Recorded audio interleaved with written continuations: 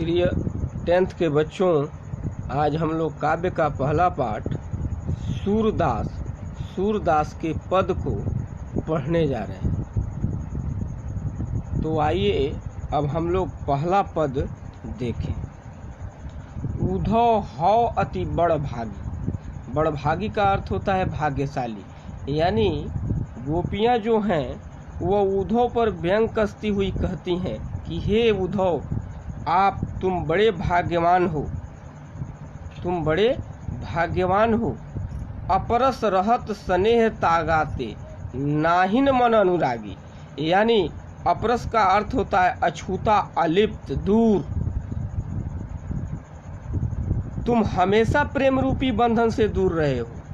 यानी अपरस, अछूते हो किससे? भगवान कृष्ण के प्रेम से दूर रहे हो। नाहिन मन अनुरागी, और तुम्हारे मन में भगवान कृष्ण के प्रति कभी प्रेम जगा ही नहीं। कैसे कह रही हैं? उदाहरण दे रही हैं। पुरैन पात रहत जल भीतर तारस देह न दागी। यानी जैसे पुरैन का पत्ता जल के भीतर रहते हुए भी जल का कोई दाग धब्बा उस पर नहीं लगता, ठीक उसी प्रकार तुम भी हो। फिर कह रही हैं, ज्यों जल माह तेल की गागर बूंद न ताको लागी। जैसे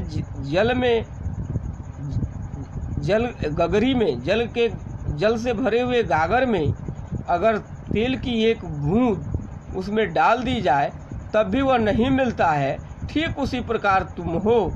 प्रीत नदी में पाँव न बोरियो।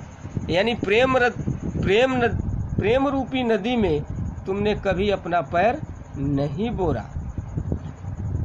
बोरियो। दृष्टि रूप न परागी।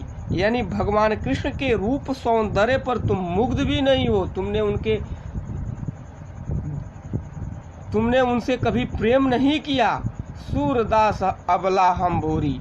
यानी सूरदास, यह तो हम भोली अबला हैं। गोपियाँ कह रही हैं, सूरदास कह रहे हैं, गोपियाँ उद्धव से कह रही हैं, हम ही तो भोली अबला गोपियाँ हैं जो कृष्ण से इस प्रकार प्रेम में लिपट गई जैसे गुड़ के साथ चींटियाँ लिपट जाती हैं।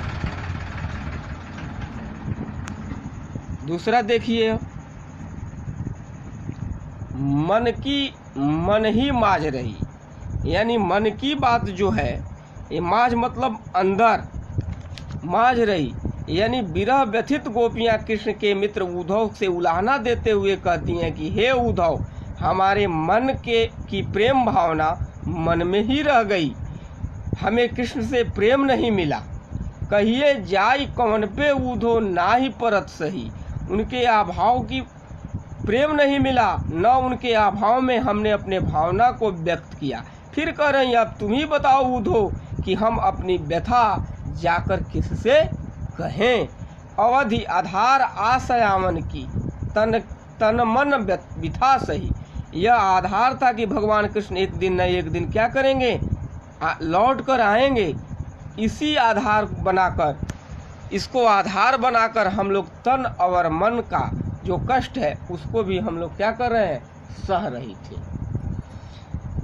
अब इन जोग संदेशन सुन बिरहन विरह दही।